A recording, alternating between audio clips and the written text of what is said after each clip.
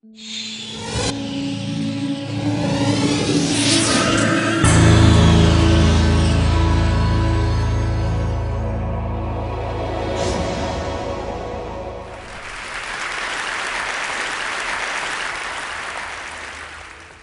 afternoon. There's a medical revolution happening all around us, and it's one that's going to help us conquer some of society's most dreaded conditions, including cancer. And the revolution is called angiogenesis, and it's based on the process that our bodies use to grow blood vessels. So why should we care about blood vessels? Well, the human body is literally packed with them, 60,000 miles worth in a typical adult. End to end, that would form a line that would circle the Earth twice. The smallest blood vessels are called capillaries. We've got 19 billion of them in our bodies. And these are the vessels of life. And as I'll show you, they can also be the vessels of death. Now, the remarkable thing about blood vessels is that they have this ability to adapt to whatever environment they're growing in. For example, in the liver, they form channels to detoxify the blood.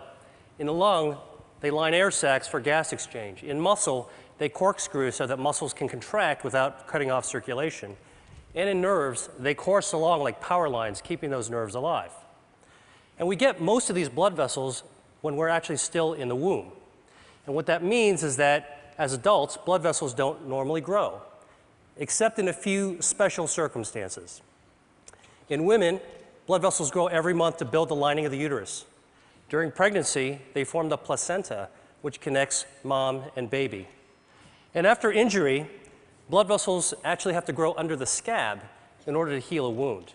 And this is actually what it looks like, hundreds of blood vessels all growing towards the center of the wound. So the body has the ability to regulate the amount of blood vessels that are present at any given time. And it does this through an elaborate and elegant system of checks and balances, stimulators and inhibitors of angiogenesis, such that when we need a brief burst of blood vessels, the body can do this by releasing stimulators, proteins called angiogenic factors, that act as natural fertilizer and stimulate new blood vessels to sprout. And when those excess vessels are no longer needed, the body prunes them back to baseline using naturally occurring inhibitors of angiogenesis. Now, there are other situations where we start beneath the baseline and we need to grow more blood vessels just to get back to normal levels, for example, after an injury. And the body can do that too, but only to that normal level, that set point. But what we now know is that for a number of diseases, there are defects in the system where the body can't prune back extra blood vessels or can't grow enough new ones in the right place at the right time. And in these situations, angiogenesis is out of balance. And when angiogenesis is out of balance, a myriad of diseases result.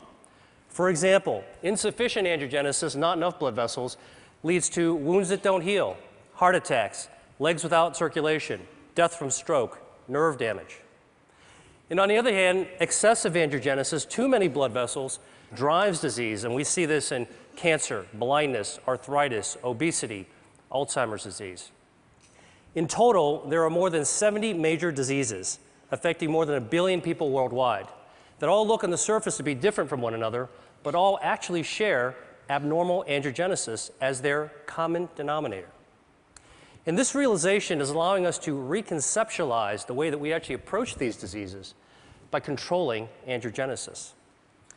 Now, I'm going to focus on cancer because angiogenesis is a hallmark of cancer, every type of cancer. So here we go. This is a tumor, dark, gray, ominous mass growing inside a brain. And under the microscope, you can see hundreds of these brown-staining blood vessels, capillaries, that are feeding cancer cells, bringing oxygen and nutrients. But cancers don't start out like this. And in fact, cancers don't start out with a blood supply. They start out as small, microscopic nests of cells that can only grow to 1/2 a cubic millimeter in size. That's the tip of a ballpoint pen. Then they can't get any larger because they don't have a blood supply, so they don't have enough oxygen or nutrients. And in fact, we're probably forming these microscopic cancers all the time in our body.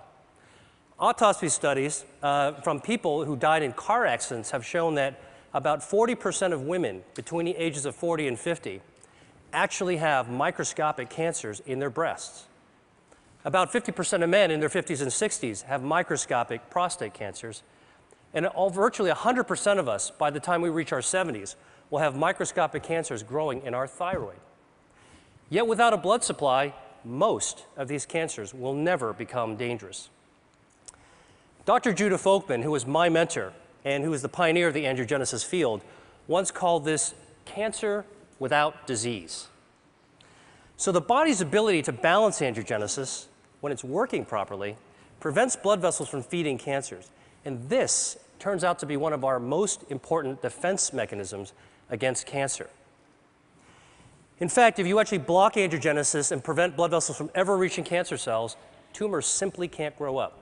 But once angiogenesis occurs, cancers can grow exponentially. And this is actually how a cancer goes from being harmless to deadly.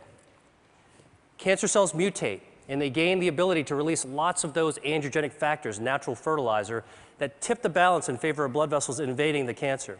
And once those vessels invade the cancer, it can expand, it can invade local tissues, and the same vessels that are feeding tumors allow cancer cells to exit into the circulation as metastases.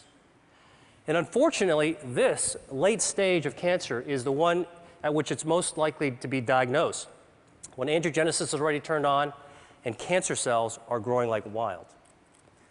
So, if angiogenesis is a tipping point between a harmless cancer and a harmful one, then one major part of the angiogenesis revolution is a new approach to treating cancer by cutting off the blood supply.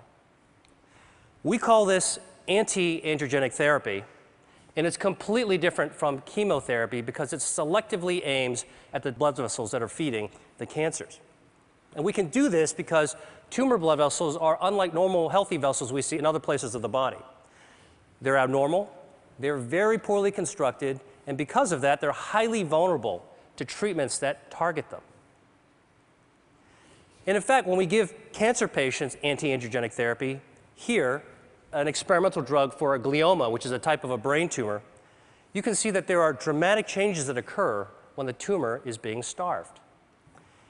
Here's a woman with a breast cancer being treated with the anti-angiogenic drug called Avastin, which is FDA approved. And you can see that the halo of blood flow disappears after treatment. Now, I've just shown you two very different types of cancer that both responded to anti-angiogenic therapy. So a few years ago, I asked myself, can we take this one step further and treat other cancers, even in other species? So here is a 9-year-old boxer named Milo who had a very aggressive tumor called a malignant neurofibroma growing on his shoulder. It invaded to his lungs. His veterinarian only gave him 3 months to live. So we created a cocktail of anti-angiogenic drugs that could be mixed into his dog food, as well as an anti-angiogenic cream that could be applied on the surface of the tumor. And within a few weeks of treatment, we were able to slow down that cancer's growth such that we were ultimately able to extend Milo's survival to 6 times what the veterinarian had initially predicted, all with a very good quality of life. And we've subsequently treated more than 600 dogs. We have about a 60% response rate and improved survival for these pets that were about to be euthanized. So let me show you a couple of even more interesting examples. This is a 20-year-old dolphin living in Florida, and she had these lesions in her mouth that, over the course of 3 years, developed into invasive squamous cell cancers. So we created an anti-angiogenic paste. We had it painted on top of the cancer 3 times a week, and over the course of 7 months, the cancers completely disappeared and the biopsies came back as normal. Here's a cancer growing on the lip of a quarter horse named Guinness. It's a very, very deadly type of cancer called an angiosarcoma, had already spread to his lymph nodes. So we used the anti-angiogenic skin cream for the lip and the oral cocktail so we could treat from the inside as well as the outside. And over the course of 6 months, he experienced a complete remission. And here he is 6 years later, Guinness, with his very happy owner. Now, obviously, anti-angiogenic therapy could be used for a wide range of cancers. And in fact, the first pioneering treatments for people as well as dogs are already becoming available. There's 12 different drugs, 11 different cancer types, but the real question is, how well do these work in practice? So here is actually the patient survival data from 8 different types of cancer. and the bars represent survival time taken from the era in which there was only chemotherapy or surgery or radiation available. But starting in 2004, when anti-angiogenic therapies first became available, you can see that there has been a 70 to 100% improvement in survival for people with kidney cancer, multiple myeloma, colorectal cancer, and gastrointestinal stromal tumors. That's impressive. But for other tumors and cancer types, the improvements have only been modest. So I started asking myself, why haven't we been able to do better? And the answer to me is obvious. We're treating cancer too late in the game, when it's already established and oftentimes it's already spread or metastasized. And as a doctor, I know that once a disease progresses to an advanced stage, achieving a cure can be difficult, if not impossible. So I went back to the biology of angiogenesis and started thinking, could the answer to cancer be preventing angiogenesis? Beating cancer at its own game, so that cancers could never become dangerous. This could help healthy people, as well as people who have already beaten cancer once or twice and want to find a way to keep it from coming back. So to look for a way to prevent angiogenesis in cancer, I went back to look at cancer's causes. And what really intrigued me was when I saw that diet accounts for 30 to 35% of environmentally caused cancers. Now, the obvious thing is to think about what we could remove from our diet, what to strip out, take away. But I actually took a completely opposite approach and began asking, what could we be adding to our diet that's naturally anti-angiogenic, that could boost the body's defense system and beat back those blood vessels that are feeding cancers? In other words, can we eat to starve cancer? Well, the answer is yes, and I'm going to show you how. And our search for this has taken us to the market, the farm, and to the spice cabinet, because what we've discovered is that Mother Nature has laced a large number of foods and beverages and herbs with naturally occurring inhibitors of angiogenesis. So here's a test system we developed. At the center is a ring from which hundreds of blood vessels are growing out in a starburst fashion. And we can use this system to test dietary factors at concentrations that are attainable by eating. So let me show you what happens when we put in an extract from red grapes. The active ingredient is resveratrol. It's also found in red wine. This inhibits abnormal angiogenesis by 60%. Here's what happens when we add an extract from strawberries. It potently inhibits angiogenesis. An extract from soybeans. And here is a growing list of our anti-angiogenic foods and beverages that we're interested in studying. And for each food type, we believe that there's different potencies within different strains and varietals. And we want to measure this because, well, while you're eating a strawberry or drinking tea, why not select the one that's most potent for preventing cancer? So here are 4 different teas that we've tested. They're all common ones: Chinese jasmine, Japanese sencha, Earl Grey, and a special blend that we prepared. And you can see clearly that the teas vary in their potency from less potent to more potent. But what's very cool is when we actually combine the 2 less potent teas together, the combination, the blend, is more potent than either one alone. This means there's food synergy. Here's some more data from our testing. Now, in the lab, we can simulate tumor angiogenesis, represented here in the black bar. And using this system, we can test the potency of cancer drugs. So the shorter the bar, less angiogenesis, that's good. And here are some common drugs that have been associated with reducing the risk of cancer in people. Statins, non-steroidal anti-inflammatory drugs, and a few others. They inhibit angiogenesis too. And here are the dietary factors going head-to-head against these drugs. You can see they clearly hold their own, and in some cases, they're more potent than the actual drugs. Soy, parsley, garlic, grapes, berries. I could go home and cook a tasty meal using these ingredients. So imagine if we could create the world's first rating system in which we could score foods according to their anti-angiogenic, cancer preventative properties. And that's what we're doing right now. Now, I've shown you a bunch of lab data, and so the real question is, what is the evidence in people that eating certain foods can reduce angiogenesis in cancer. Well, the best example I know is this study of 79,000 men followed over 20 years, in which it was found that men who consumed cooked tomatoes 2 to 3 times a week had up to a 50% reduction in their risk of developing prostate cancer. Now, we know that tomatoes are a good source of lycopene, and lycopene is anti-angiogenic. But what's even more interesting from this study is that in those men who did develop prostate cancer, those who ate more servings of tomato sauce actually had fewer blood vessels feeding their cancer. So this human study is a prime example of how anti-angiogenic substances present in food and consumed in practical levels can impact on cancer. And we're now studying the role of a healthy diet with Dean Ornish at UCSF and Tufts University on the role of this healthy diet on markers of angiogenesis that we can find in the bloodstream. Now, obviously, what I've shared with you has some far-ranging implications even beyond cancer research, because if we're right, it could impact on consumer education, food services, public health, and even the insurance industry. And in fact, some insurance companies are already beginning to think along these lines. Check out this ad from Blue Cross Blue Shield of Minnesota. And for many people around the world, dietary cancer prevention may be the only practical solution, because not everybody can afford expensive end-stage cancer treatments, but everybody could benefit from a healthy diet based on local, sustainable, anti-angiogenic crops.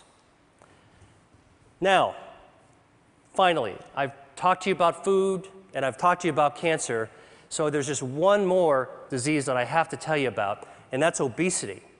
Because it turns out that adipose tissue, fat, is highly angiogenesis dependent. And like a tumor, fat grows when blood vessels grow. So the question is, can we shrink fat by cutting off its blood supply? So the top curve shows the body weight of a genetically obese mouse that eats nonstop until it turns fat like this furry tennis ball. And the bottom curve is the weight of a normal mouse. If you take the obese mouse and give it an angiogenesis inhibitor, it loses weight. Stop the treatment, gains the weight back. Restart the treatment, loses the weight again. Stop the treatment, gains the weight back. And in fact, you can cycle the weight up and down simply by inhibiting angiogenesis. So this approach that we're taking for cancer prevention may also have an application for obesity. The really, truly interesting thing about this is that we can't take these obese mice and make them lose more weight than what the normal mouse's weight is supposed to be. In other words, we can't create supermodel mice. And this speaks to the role of angiogenesis in regulating healthy set points. Albert Szent-Györgyi once said that discovery consists of seeing what everybody has seen and thinking what nobody has thought. I hope I've convinced you that for diseases like cancer, obesity, and other conditions, that there may be a great power in attacking their common denominator, angiogenesis. And that's what I think the world needs now. Thank you.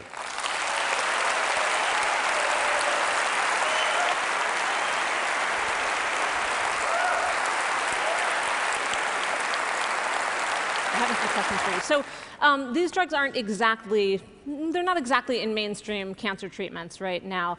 For anyone out here who has cancer, what would you recommend? Do you recommend pursuing these treatments now for most cancer patients?